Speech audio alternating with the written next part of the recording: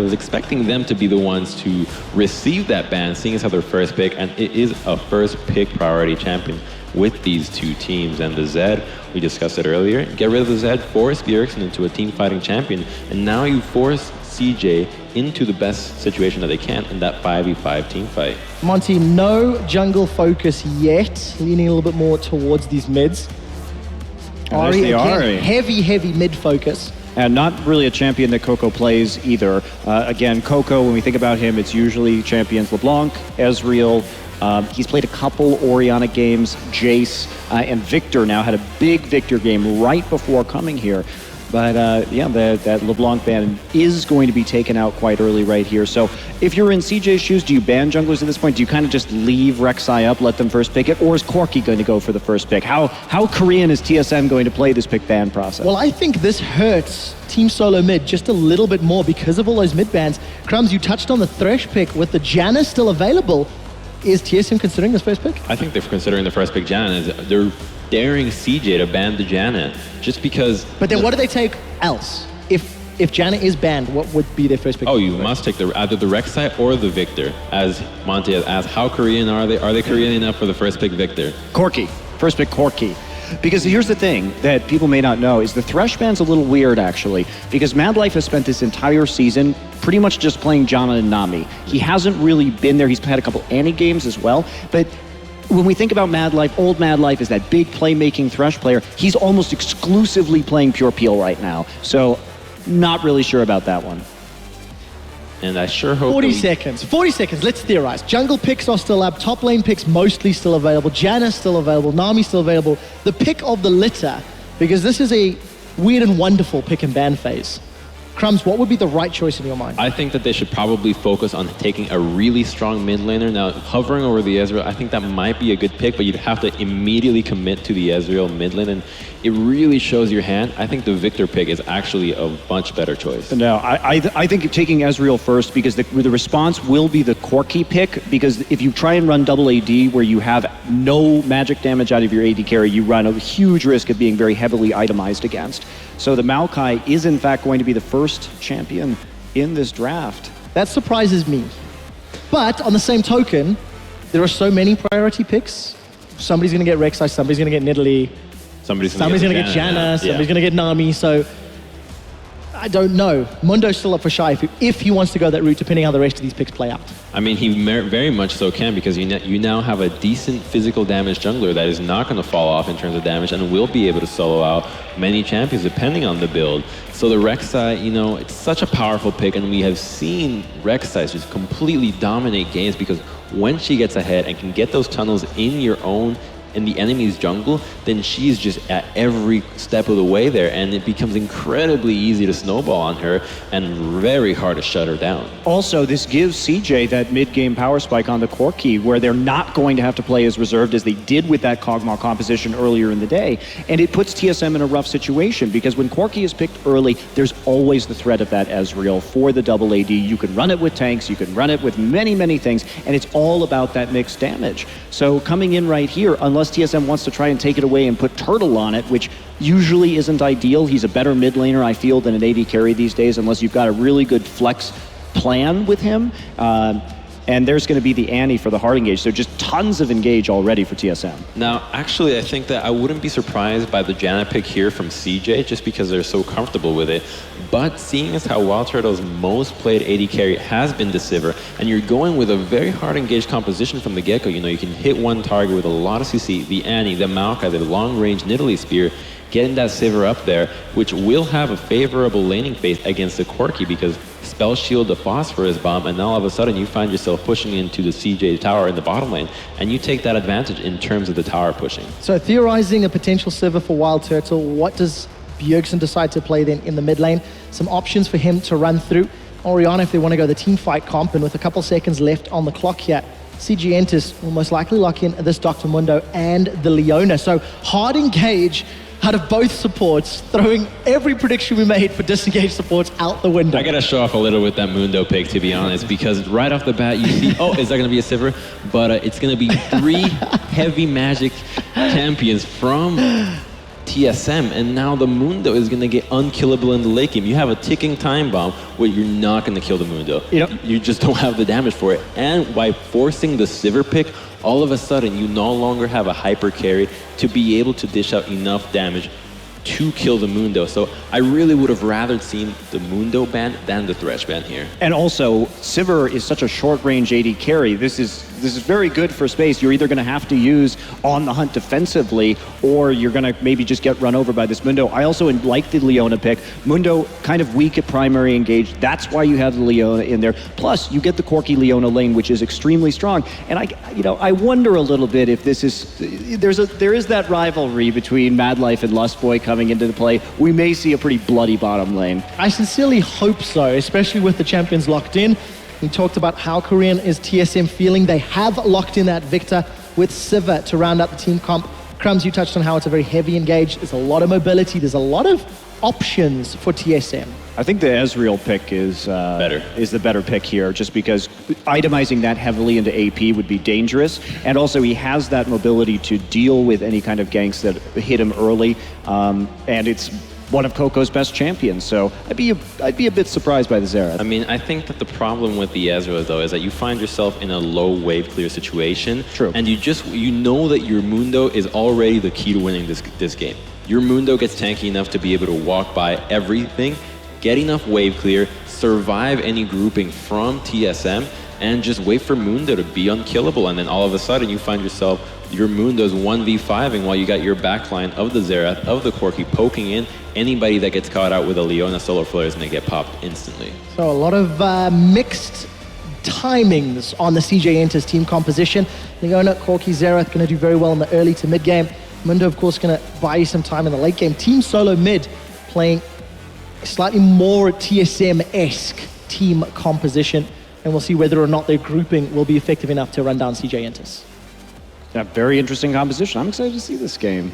I just feel glad that I felt really adequate saying, okay, they're going to go with the Victor, the Sivir, the Mundo, and it all worked out. Yeah, we will see. We'll be on the Rift in just a couple of minutes right after this.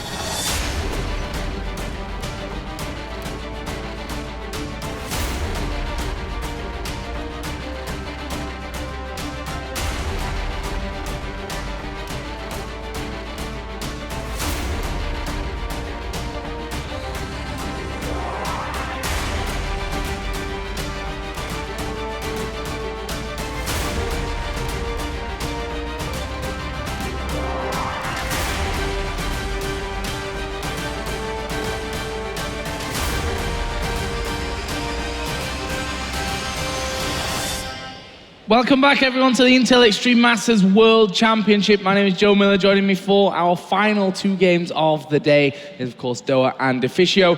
So, coming into this one, a big game, TSM versus CJ Entus. Deficio, first of all, what do you make to these comps? I really like the Leona pick coming in here for Madlife. I think CJ were expecting the Victor to come in, and obviously Hard CC shuts him down really effectively. And also Nidalee, a champion who can't really sit there and poke if you get suddenly engaged on by Leona. So I like that pickup. However, it does mean there's not enough peel for your Corki Xerath in that backline, and Prey and Coco really got a position well. Otherwise, they're going to get overrun by TSM. Oh yeah, so true, man. I mean, TSM has a potential to get in there and do a lot of damage, but CJ has the ability to sort of lock them down, get the damage that they can do with Coco and Space as well, and I'm just excited about this match, man. CJ Entus versus TSM. What a grudge match for Lustboy as well to play against his former team very cool stuff. And of course, Loko Doko, the coach for TSM, against his former team as well. So a lot of history in this matchup that we're about to see. And the winner moves on to tomorrow. And I really want to see the jungle matchup here, because we have seen Rek'Sai almost be the MVP of this tournament so far here. Yeah. Nearly every single Rek'Sai game has been absolutely fantastic. Even though he might not have won the game, the early game has been in favor of the Rek'Sai itself. And now if you look at the top lane matchup, not that I'm expecting too many ganks up there, Mundo will outscale the Maokai in terms of one-on-oneing him. But in terms of a team fight, well, that's what both of them are going to become, these massive tanks. One is going to shut down, obviously, some of the damage coming in, and Mundo is just going to be this frontline guy who's going to be impossible for a Sivir and a Victor to kill. So it's going to be very exciting to see if we're going to get any ganks from Nidalee or Rek'Sai to really try and snowball one of your two tanks. Well, Shai's Mundo is really something else, too. I mean, he plays a Dr. Mundo that's kind of in a league of its own. I mean, this is a guy that in Korea this season has gotten multiple triple kills early on in the game with this champion. You do not want to fight Shai's Mundo near Dragon, so I think TSM is going to need to be really, really careful once that Mundo starts to leave the top lane. Yeah, and of course, only just going to get beefier and beefier and more annoying to get by as things go on. First few skill shots coming out here. Coco and Bjergsen landing one apiece, just showing that they mean business in this mid lane. And there is Shai helping out Ambition with the start to the Krugs up top. And not really a surprise with the lane swap here. Sivir has been one of the counter picks to Corki in the laning phase. Leona is great into an Annie, but she wants a few levels before she can really start all-laning onto Lost Boys. So no real surprise in terms of the lane swap. And for now, the top laners are running around with their junglers. Nobody's sitting in the lane yet. CJ, they want to stop this blue buff. Yeah, Madlife coming down. Here comes Ambition and Shai as well. Can they possibly do it? Blue getting low. Madlife getting in there with the autos, with those Sunlight procs. Blue buff does get taken by Santorin, but Dyrus on the run as well. CJ looks like they'll have to let them go. Flash is used by both top and junglers for TSM. So even though CJ didn't get the blue buff, that's definitely a win. Yeah, two summoners blown here. We see why teams normally don't start the buff on the side where the enemy dual lane has been sent and where your top lane is on his own, because you know there's going to be 4 guys on that side of the map. We've obviously seen the Sivir already sitting in the bottom lane, but Team SoloMid managed to get the blue buff. No flash on your Nidalee, however, kind of slows down your early game pressure.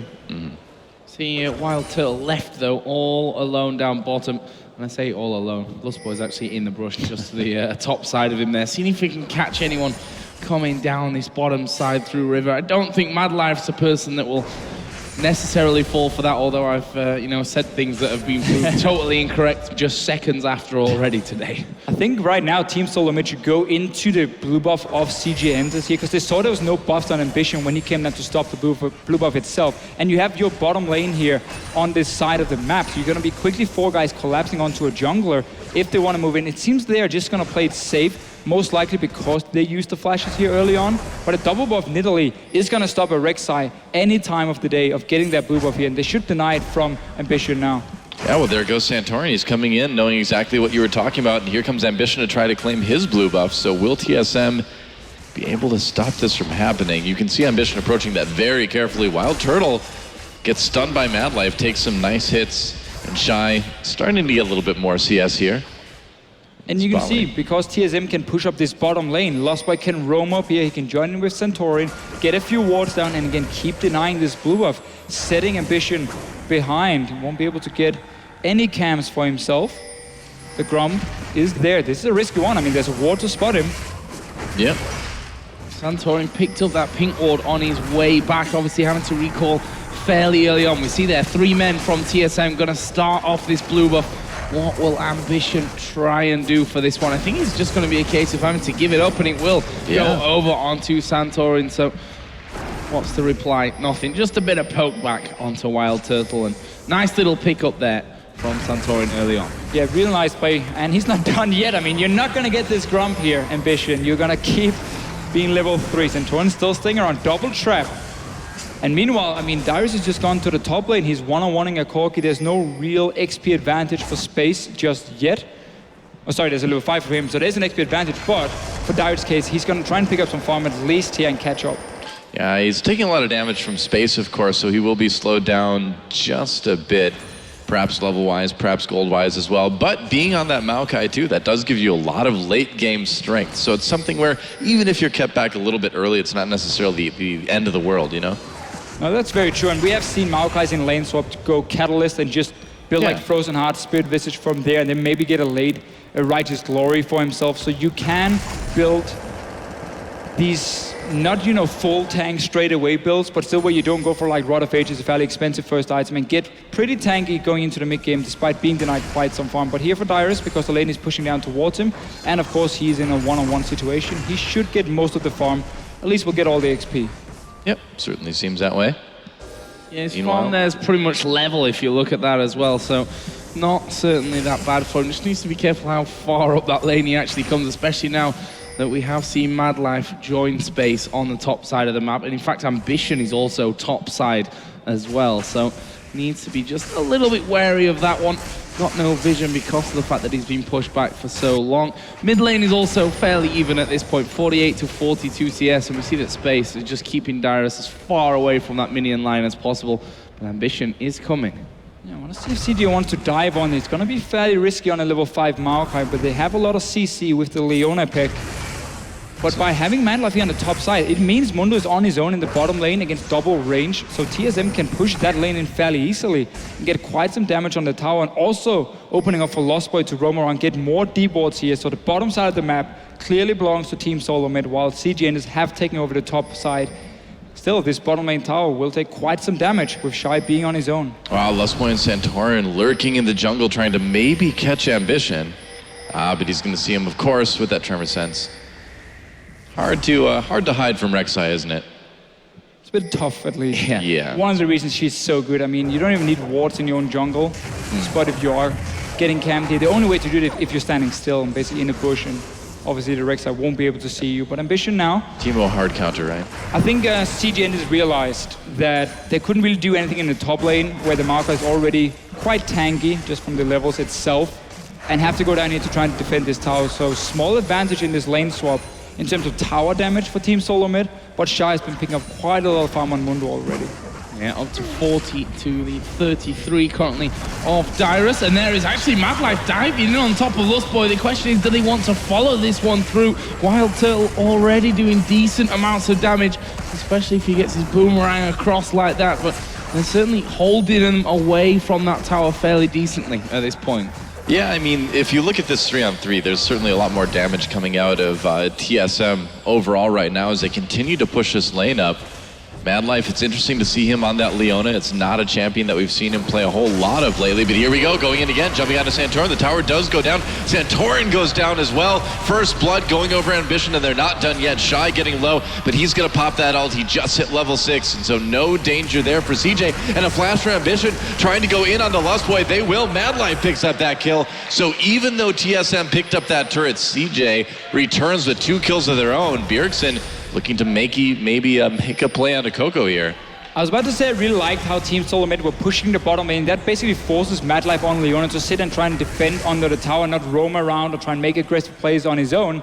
And then Engage comes in, 2 kills for CJ. Yes, they lost the tower, but they can be fairly happy with these 2 kills here, as long as TSM is not able to quickly rotate the Wild Turtle into a different lane, where he can then push another tower, because he's sitting on a BF sword, and before Corki hits that Trinity Force, he won't really be able to stop any pushes, and that's where you could use Sivir now to really fast push another lane. Top lane could be the go-to target. Again, Mundo doesn't really bring any wave clear to the table. Yeah, you know, I mean, we talked a little bit earlier about Dyrus's itemization too, and it looks like he did pick up that Catalyst, so playing it safe, just kind of farming up and getting ready for the late game, so wise moves there. We see as well that duo you were just mentioning from TSM, will they change things around now that that tower's down? Actually, they won't, and Lustboy is going to face check there into space, and that is a lot of damage coming out with that Sheen already in position. Madlife going to come across, but he misses the Zenith Blade onto Wild Turtle, and that should be the end of that one, at least for now. Maybe some tower damage, though, for CJ. And this is a big thing here for CJ, and it's because Space has been getting free XP and farm in this top lane. He's level 8 at the moment, so level 6, or now 7 of Wild Turtle, level 4 only for Lost Boy, so he's extremely strong just from levels, and that's why he can make up for this BF sword here on Wild Turtle, and simply take a fantastic trade for him Lost Boy obviously face checking. This should also mean that there won't be any dragon started right away from Team SoloMid, despite them getting that early tower, and instead fairly standard lanes. Just 1 tower down and 2 kills for CJ. That's all we got in this lane swap here, and now a Corki, which is, well, who is very far ahead in terms of XP. Yeah, well, we've been seeing too, independent of all this, that Bjergsen's gotten a pretty huge CS lead over Coco in the mid lane. They've been left more or less alone, and that's allowed Bjergsen to use that upgraded E, but now he's getting jumped on by Madlife and Ambition. Ult activated by Coco. Bjergsen manages to flash out, chasing CJ back now with that Chaos Storm. Oh, and the Spear does a lot of damage for Santorin, but Bjergsen getting out of that 1v3. Big escape there for TSM. Look at the setup though by CJ. They had placed the pink ward in the river after they got back to this bottom lane with the extremely strong Corki. So they knew they had a clear path from the bottom lane to the mid lane to set up this gank here. But nice reaction from Bjergsen. Sure enough, Ambition managed to stay alive. Had to blow his flash and cleanse, however. Yeah, well, I'd say it's worth it. I mean, you want to kind of keep that ball rolling, keep the lead going in the mid lane. Picked up that Negatron cloak, so it looks like Bjergsen's going to go for that Abyssal Scepter as a first item, which is something that we've seen on Victor a few times. Yeah, we often see it obviously against so much magic damage when you have a Corki Xerath, even a Mundo from CJ here. It does mean, however, he's going to delay and potentially not even get a Morel Nomicon, which is fantastic against the Mundo, and also the cooldown reduction is so important on Victor. I want to see how he builds, because I've seen Abyssal Scepter into like Deathcap Void Staff, where you simply skip that Morel Nomicon, which you can debate, is it worth it, is it not? I mean, you're going to stay in the backline anyway, you have your cleanse against Leona here, so you should be able to dodge around the damage, and your job is now killing that Mundo with your AD carry, so that's where the Morel Nomicon will be very important later on. So let's see if Bjergsen wants to pick it up or not. There's that pink ward spotted out and removed. Similar will happen down on the back of the Dragon Pit, and are they going to go for this one? The funny thing is, Santorin is currently recalling, so won't be anywhere close, and this is basically a free dragon for CJ. Yeah, TSM not having any trouble, or actually CJ rather having no trouble taking that dragon. And again, you know, I feel like this is an okay one for TSM to give up too, because we've seen in the past what CJ with this Mundo has been able to do. So yeah, I'd say better just kind of let that one go, let Bjergsen continue to sort of build up that lead in the mid lane. Yeah, you had no summoners on your Victor in the mid lane, so it would be fairly easy for Madlife to target him with his ulti and just straight up engage onto Bjergsen and lock him down. And really this pressure on the bottom side of the map from CJ simply comes from taking space with all that free farm and XP, take him down to the bottom lane. He got level 9, so he got the max rank on his Q, and he's just been so strong that he's been giving them that lane control.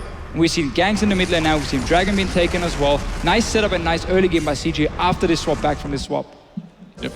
From his lane swap. Yeah, swapping, swap. Loads of swapping going around. They are now finally moving to this top lane with Lost Boy as well. Looks like the recall will coming from Dyrus after that little fight with Shy up top, where he did use his ultimate.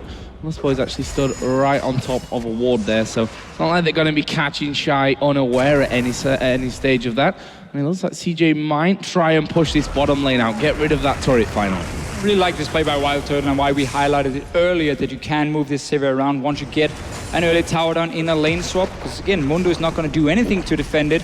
And now mid lane is going to be your next target. Xerath sadly is offering so much wave clear. You got to find a way to push him off the tower first if you want to quickly go in and push it down. But Bjergsen, I mean, he's happy farming still. And as long as he pushes the wave into the tower, he will get a little bit of damage every single time. And then it's just a quick rotation and you take it down. Yep, he's been eventually doing it. And that's kind of what you do on this Victor, is just use that empowered E. Just push down that mid lane over and over again while you try to not die. Oh, the stun barely avoided by the end of that recall. Madlife going in onto Santorin, and the ult activated by Coco as well. Wow, easy kill there for CJ. And that's that power of the Leona coming in and just being able to make the ult so easy for Coco. Lost Boy, meanwhile, going on a magical journey, even though Bard is not available in this tournament. Not exactly the same type of magical journey. He's going to go down. Ambition backing up right now, trying to get out of this Wild Turtle. Bjergsen gank Coco, defending with the damage, and here comes the teleport now for Dyrus. Gets there. Can he get onto Coco? Well, they force the flash. Here comes Madlife, though. He wants more. Flash is ready as well for him. Wow. Yeah, onto Dyrus. Oh, look at the damage coming back there. Wild Turtle will destroy him. And that did not go to plan for CJ Entus. They saw the TP coming down and thought that they could fight it, but maybe underestimating TSM's damage there. Welcome to League of Critical Hits. Welcome to Victor as well. I mean, Yeah, it's an seriously. insane amount of burst damage, but that whole setup was a little bit weird because Bjergsen was recalling and they saw him recall in the bush, and then Centaur and Lost Boy was suddenly caught in the jungle of CJ, obviously all alone. That was some easy kills for them in the start, and a bit of a mistiming from Team SoloMid. When your mid laner recalls, you do not go into the enemy jungle and play some ward, which way too risky. Even I had to admit that was a bit too bloodthirsty. I don't do that much, but in that case, yeah. Not much. Yeah, when you're the support and, you know, before the, right after the tier 1 goes down, you're taking damage from the inhibitor turret. We may be a little bit too far in. Yeah, bit deep there from Lost Boy, but I don't think he really had many options as to where he was going to run at that point. They are challenging once again on the blue buff spawn here. Well, let's see how this one goes. There is a smite available for Ambition, but it's probably not going to the mid laners, but actually will be picked up there at the end by Ambition. Madlife here is surely going to go down. He will. It's Wild Turtle, I guess that one. Can they lock any more up? Lost Boy actually did throw out Tibbers there, but not sure if he wasn't charged up there. His stun, I believe he wasn't, because he dropped it right on top of him. Well, I mean, Madlife tried to come in for a flank, tried to make something happen, but CJ was just a little bit too separated for him to capitalize on that. And again, as soon as he engages, you see how Team SoloMid, they back away slightly here, they single him out first, and then simply say to CJ, if you want more damage here, your Corki, your Xerath, they gotta move a bit closer in here, and then potentially we can turn around on you. So Madlife twice now, being the guy to engage, and he's gone down. Nice little flash Q from Lost Boy to get the last amount of damage. Perfect timing for him. This game so far, close to say the least. TSM with a 700 gold lead, mainly due to the amount of farm that they've got in that mid lane. Of course, they did lose the first dragon there to CJ, so we'll see if they decide to fight when the next one comes up here in 1 minute and 20 seconds. And they may well do now that a couple of items are coming down. If I quickly look at gold, there's 2,300 gold for Wild Turtle to spend, so that'll probably be a decent time for him to go home, although Space also had just finished off that Trinity Force. Yeah, but should be Infinity Edge for Wild Turtle, potentially the Average Blade as well if he's going for Static Shift second. He did go Phantom Dancer earlier. I've seen that quite a few times from him. Often depends on just how much gold you have on your first pack. If you can get your seal, you go for that one, and then you open up for Phantom Dancer. We can see here, it's picked up by him. I mean, next time he backs, if he has enough for it, he will get the Phantom. Otherwise, you just go Static Shift. And honestly, it's all about getting that instant power on these AD carries here. You want to get your second item to boost up your Infinity Edge. Right, there we go. CJ finally taking that bottom turret. That's their first of the game. So striking back with an objective of their own right before Dragon comes up. About 30 seconds remaining for that. And by putting this pressure on the bot lane, they should be able to maybe get in there, get a little bit of vision around Dragon and try to get their second one. Because with the pressure that TSM has put on early, being able to counter by getting those Dragons is really nice for CJ. Yeah, because we see two teams running so much hard engage in terms of their supports and big frontline tanks as well, it's very important you pre-plan your objectives and you move into a dragon before it spawns, and then you set up your wards, have 1 or 2 ping wards put up first, because if you don't have any vision control around the dragon itself, you cannot face check against any or Leona. Both will be able to single you out, get a perfect engage for whatever team has set up the control, and therefore you have to forfeit that objective. For now, Team SoloMid has moved in here because Shy was still pushing that top lane. Dyrus is down here trying to fight for vision, and honestly, CJ, seems like they're happy just trading a top tower for Dragon. Yeah, leaves them at 1 apiece on the Dragons. And of course, 2 for 2 in turrets as well. And with that, CJ now regaining that gold lead. And it looks like they may try and put some damage onto his mid turret. Shy seemingly will come across again. And Corki, to be honest, ripping through this turret there with that Trinity Force in. Ambition did just come around to join them as well. But it looks like they will be forced away, at least for now. And this really is just this Corki power we talk about so often, how good these Korean teams are using the power spikes from getting a over-farmed or over-leveled Corki. That was the first step of getting a lot of pressure on one side of the map for CJ. They used it to gank the mid lane, used it to get at least some farm and some damage on the bot lane tower. And then the next one is, of course, when you get to Trinity Force, that's the next step. That's where you're looking to keep pushing in and get the global gold. They've been using it, 2 towers now for them. Shy obviously picked up the last one. And still, Wow, and there's a Chaos Storm. 3 times now. Yep, Madlife not having the best game here, trying to make engages that don't work, just getting caught out multiple times. And, you know, Madlife he's been better lately, but overall in Season 5, he's been very hit and miss, and they may lose a mid turret for this. Yeah, it was in actually a really tricky position there because he was like, do I wait for the gravity field or do I try and go through it? I think he actually thought he timed it right and went in just as he got stunned, so a little bit unlucky there as well, but nice bit of punishment, to be fair, from TSM.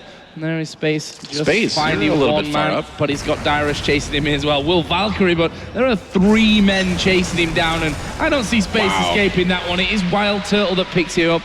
He's got all 4 kills on TSM side of things. Question is that a problem for them? Can Wild Turtle carry them through this? I mean, it's tough to say. We've seen Wild Turtle in the past have some great games, but we've also seen him basically being caught out in the start of team fights and simply just blown up, and then suddenly the 4 kills would do nothing for Team SoloMid. So I think it's tough. Last game, Dora, you praised him a little bit, said his position was better compared to what we've seen before. If he can pull that off again, if he can dodge around the Zeref stun, the engage from Madlife, then yes, it can be fantastic for Team SoloMid, because it's going to be all about killing the 2 frontline tanks here. Yeah. Mundo for CJ, obviously the Maokai for Team SoloMid. So if you have a fed AD carry early on, that makes you that much stronger for the first few fights. Well, I think, you know, Corki is a lot easier to do that with than Sivir as well, too. So this is kind of the real test. And so far, you know, 4 kills, 0 deaths, not looking too bad. TSM able to get that lead in turrets as well. A very close game so far between these 2 teams. Yeah, interesting there that TSM once again were on time for that blue buff and once again actually stole it away there from CJ. So we'll see how that really affects Coco mainly. We'll see what he can come up with despite not having that blue buff available to him.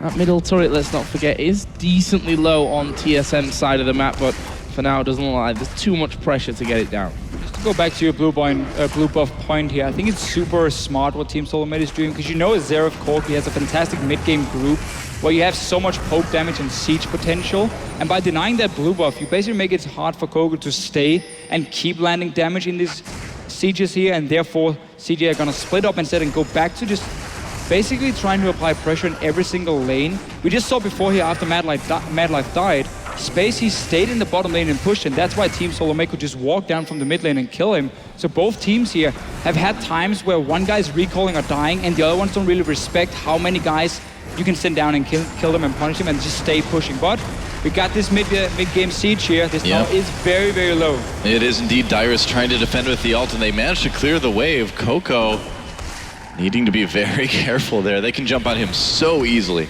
Yeah, and he's got no real mana to work with in this scenario, which is going back onto that blue buff point, which Bjergsen, of course, will be happy to have, and he just couldn't quite get close enough to that. And without Coco doing a bit of spamming onto the backside to clear them out, it might be dangerous. Dyrus is going to come behind him, still not finished off the tower. There is Dyrus moving in, and Tibbers goes down. Yeah, Solar Flare used by Madlife, but didn't accomplish a whole lot. Madlife trying to get in for a stun, but again, he's on his own. Ambition already on the run, Shy as well. Coco just trying to flee for his life. Dyrus flashes ahead to get that twisted advance. Another kill onto Madlife. And look at this, Coco flashing out of the Baron pit. Baron is activated. Is TSM actually just going to go for this? Coco with not a lot of mana to poke, and yeah, I think TSM better to pull away from that one and stay safe. I mean, yeah, with Space and Madlife out of the way, the temptation is there, but better safe than sorry, especially with Dragon up in a minute. Yeah, really love the setup here, though, by Team SoloMid. We had the push, the mid-game siege from CJ, Telewart behind from Dyrus. We keep talking about Zeref, how he's out of mana, he's barely going to offer anything. And also Space, he got caught out here, stuns onto him, nice CC and nice target selection from Team SoloMid, giving him a very nice goal lead of 1,000. Well, you were trying to work that out there. I was trying to look and say, okay, 1,000 here, and then we got the comms and how's it looking. Well, Math is difficult, man. When you're against a Corki, if you're ahead in the mid-game, you're doing pretty good. Yeah, very true. I mean, we saw Space kind of hit that power spike, and they were able to get some turrets, but not a ton. And TSM just, it's really impressive how they're kind of being able to answer back everything. But to me, you know, one of the big stories this game so far is that Madlife just seems to be really, really off his game here on this Leona. We've said it before, it's a bit of a different pick than we've seen him on in recent history, and it's not working out very well. Ambition, a little bit bogged down by TSM here in the river, manages to tunnel his way out. There's a teleport coming in for Shy. They really don't want TSM to get this dragon. Very defensive teleport though behind from him just to join the fight. Yeah. Nobody really going too out on the dragon yet. Nobody started and they're both kind of standing. I mean, Team SoloMid have the mid lane now. They can push up the wave. You see Bjergsen do it already. Try and force CJ to move away from this dragon back up to defend. And we see they're just going to take the trade. You get the dragon, we take that mid tower instead. Yep. Well, Dyrus is still hanging around. There's a sapling jumping in, but it's going to be a little bit too slow for them. There's the inner turret going down. What will TSM do? They've got a beastie Mundo coming around the side, but Shy is pretty much the rest of his team on the other side of it. Now they are going to go for Shy. Can they finish him off here and get through the rest of the team? Madlife also going to be caught up. He will surely fall as Santorin jumps in. Ambition, the next target, he goes down as well. Surely, there we go. Finished off by Wild Turtle. Space will manage to escape off the side, but in the end it's a 3-for-1. TSM losing the support, taking that inner turret in trade for the dragon. Yeah, again, it's just a great setup here. They're making all the right decisions. You see how they say, okay, we don't want to fight here around this dragon where you can sit and poke us with the Corki, with the Xerath. No, we just pushed the mid lane. We had the advantage, we were staying near it. And then suddenly you just engaged when Coco wasn't near. Yep. And at the same time, no poke has been landed from CJ with their comp before the fight starts. And of course, TSM can then just jump onto them. Nice setup again. And Baron? Very good decisive fight. It does lead into this Baron. Coco can poke a little bit, but again, low on mana. Yet again, Baron getting low, and they do get it fairly easily. So TSM with the turret, with the team fight, with the Baron, suddenly jumping out to a 4,000 gold lead and really kind of taking a big edge now in this game. Just a great strategy, great shot calling.